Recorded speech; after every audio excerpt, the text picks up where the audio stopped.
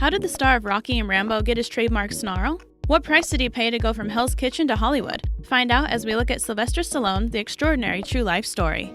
Number 12. Iconic Snarl and Slur. Roles like Rocky Balboa, Rambo, and Judge Dredd have been eternalized in pop culture thanks in part to Sylvester Stallone's trademark expressions, mannerisms, and speech patterns. His look and slur aren't just the product of creative choice of happenstance, though. Complications during birth involving a pair of forceps put a facial nerve inside Stallone, resulting in paralysis on the bottom left side of his face. Regarding his looks, he's been quoted as saying, "I'm not handsome in the classical sense. The eyes droop, the mouth is crooked, the teeth aren't straight, the voice sounds like a Mafioso pallbearer, but somehow it all works." Number 11. Rough beginnings. Born in Hell's Kitchen in 1946 as Michael Sylvester Gardenzio Stallone, the accomplished actor, writer, and director has endured an exceptional journey to reach his current Hollywood fame. His father, Frank Stallone Sr., worked as a hairdresser and owned a chain of salons, while his mother, Jackie Stallone, was a former dancer, astrologer, and women's wrestling promoter. The parents fought often while a young Sly was growing up, and he had to spend the majority of his first 5 years of his life in foster homes until he could get their act together. He and his younger brother Frank struggled with these early obstacles as they bounced from home to home. The actor attributes his love for performing in these early, trying years when he was vying for the attention and affection of strangers. Sylvester dealt with his troubles by dreaming of being a superhero, going so far as to wear a costume under a school uniform and attempt jumping from a window with an umbrella as a parachute, which resulted in breaking his collarbone. Their parents eventually divorced before Stallone entered high school, but he encountered issues while they were living with their father, being expelled a supposed 14 times. When he was 15, Stallone moved to live with his mother and stepfather and began picking up positive habits and activities like fencing, football, weightlifting, and discus. Number 10. Pre-Rocky. Before Sylvester Stallone hit the big time with Rocky, the actor struggled to make it into the acting business. After landing an extra part in the Robert Redford film Downhill Racer, Stallone took his first starring role. Out of complete desperation to pay rent, paying just $200 for 2 days of work, he played the lead in the steamy adult feature, The Party at Kitty and Studs, which would later be named The Italian Stallion after the release of Rocky. Other ways he tried to make ends meet included working as an usher at the Walter Reed Cinemas, where he would sometimes pocket extra tickets to scalp on the side. One time he accidentally tried to sell one to Walter Reed himself, which didn't exactly go well with the owner. He also worked at the Central Park Zoo for some time, where he would clean out lions' cages, an activity which one time left him drenched in lion urine. Eventually, his career began to lift off with roles in movies like The Lords of Flatbush, Capone, and Death Race 2000. Number 9. Dog Story. One of the most telling stories of Sylvester Stallone's pre-fame poverty involves his late dog, Butkus. When Stallone was at his lowest in the 1970s, he sold the beloved Ball Mastiff for a mere $50 to a man called Little Jimmy in his neighborhood. Shortly after, though, Stallone wrote and sold and inked a deal to star in the film Rocky, and his financial situation took a hairpin turn. With his sudden stability, Stallone sought to retrieve his canine companion from Little Jimmy, but the new owner claimed he and his family had grown too fond of it. In an interview, Stallone explained what happened next. "I said, 'You've only had him for a bleep week. He wanted to fight me and he said he was gonna kill me. He was a crazy little person. I couldn't fight him, they'd arrest me, so I offered to pay double in order to get Butkus back." Stallone ended up paying $3,000 and giving Little Jimmy a short speaking role in Rocky. Number 8. Riding Rocky.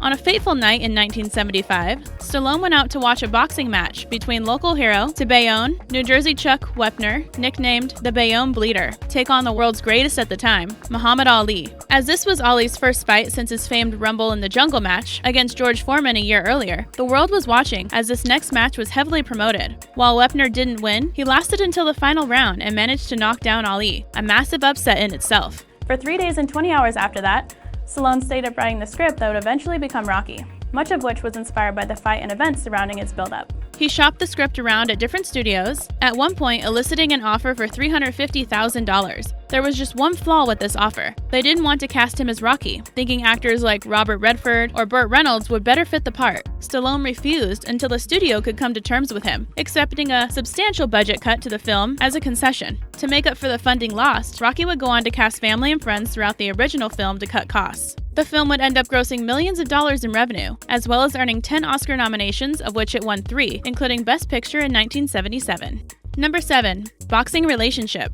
Stallone's love for the sport of boxing extends beyond the Rocky series, as his life has always been closely tied to the pugilist world. Since the 1980s, Sylvester has been a licensed boxing promoter, having started his own company called Tiger Eye Ltd. that signed champion fighters like Sean O'Grady and Aaron Pryor. In 1982, Stallone had the opportunity to manage heavyweight boxer Lee Conolito to his first victory in more than 2 years against Curtis Whitner, getting his brother Frank in on the action too, as Conolito's cornerman. Following the success of his own boxing film franchise, Sly Stallone was recognized for his contributions to the sport. The Boxing Writers Association of America celebrated him with their first ever award for a lifetime cinematic achievement in boxing at their 81st awards dinner. Then in 2011, Stallone was included in the Boxing Hall of Fame, drawing ire from some critics. Regardless of opinions, however, this actor's influence on the popularity of boxing by the way of the silver screen and its influence on him are undeniable.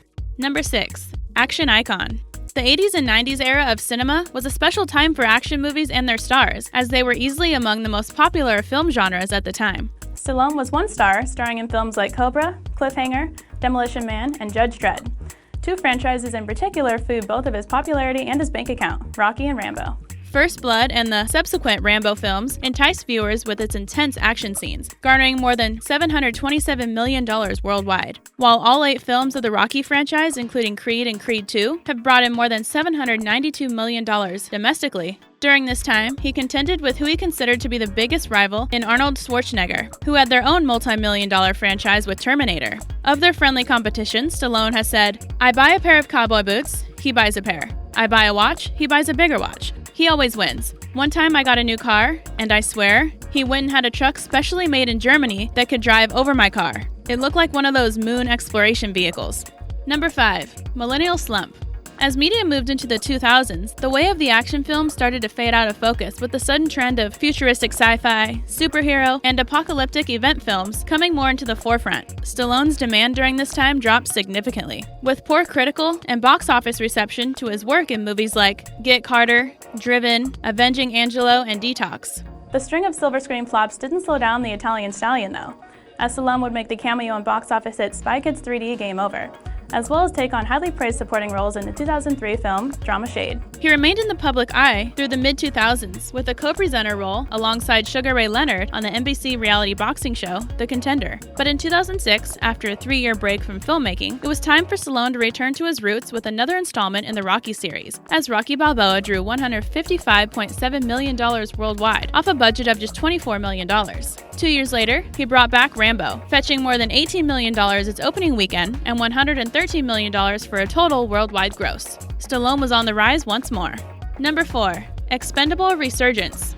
By 2010, Sylvester Stallone was ready to mount a comeback like no one expected. Assembling a dream cast to action heroes from across the previous 3 decades of films, the visionary writer and director created The Expendables, starring names like Jason Statham, Jet Li, Randy Couture, Mickey Rourke, Dolph Lundgren, Terry Crews, and even featuring cameos from Arnold Schwarzenegger and Bruce Willis. Stallone had done the unthinkable, crafting at every action flick fan's greatest fantasy. The popularity of this newest franchise opened more doors once more for Stallone, who went on to develop the 2 Creed films to huge success, star in films like Escape Plan, Grudge Match, and land a cameo in the mega-hit Guardians of the Galaxy 2.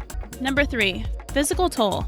Showing no reservations, Stallone often commits full throttle to his parts. And when you're an action star, that level of commitment can result in some fairly nasty injuries. While shooting a fight scene for Rocky IV, Stallone reportedly asked co-star Dolph Lundgren to punch him as hard as he could directly in the chest. The shot sent Sly directly to the hospital, as Stallone recalls, "Next thing I know, I was in intensive care at St. John's Hospital for 4 days. Then on the set of The Expendables, an accident during a fight scene with wrestler and actor Steve Austin, Stallone broke his neck. His recovery required the installation of a metal plate. Perhaps his worst injury, though, occurred during a random bench pressing competition with former Mr. Universe Franco Columbo. Stallone endured a torn pectoral muscle, an injury so gruesome it required 160 stitches, a window cut into the bone of his shoulder, and a cable laced around the damaged muscle to pull it back into place.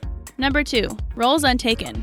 Parts come and go in the world of acting, and at the end of the day, not every role is going to be a home run. So making that clutch decision on which films you're willing to make is an internal debate all actors must face. Throughout his career, Stallone has undoubtedly turned down numerous roles, but a handful stand out more than others, especially given how they turned out. Following the success of Rocky, he was approached with an offer to play the role of Clark Kent in the 1978 film Superman. He passed on the part, leaving Christopher Reeves to rise to prominence in his stead as he released films Fist and Paradise Alley. Then, in the 1980s, he was the first choice to play Axel Foley, but when he passed on that, Eddie Murphy seized the opportunity. Beverly Hills Cop released in 1984, while Stallone's film Rhinestone, co-starring Dolly Parton, came out that summer. And then Richard Gere received a huge break when Sly showed no interest in the lead role of Pretty Woman. Number 1. Inner Artist. Behind the muscles and gruffness lies Sly Stallone's creative side. In addition to an obvious creativity that led to his writing of Rocky, the actor also enjoys painting. For over 50 years, Stallone has created oil paintings, the likes of which garnered tens of thousands with a sale of 2 paintings selling for $90,000. He idolizes Leonardo da Vinci, and his love of art can even be seen in Rocky, as the iconic steps he climbs are the front entrance to none other than the Philadelphia Museum of Art. Today's featured comment comes from Marianne on our Untold Truth About Rami Malek video. Thanks for your comment, Marianne. Don't forget to leave your thoughts below, and we might feature you in a future video. Hope you enjoyed the video. Don't forget to like, comment, and subscribe, and I'll see you in the next video.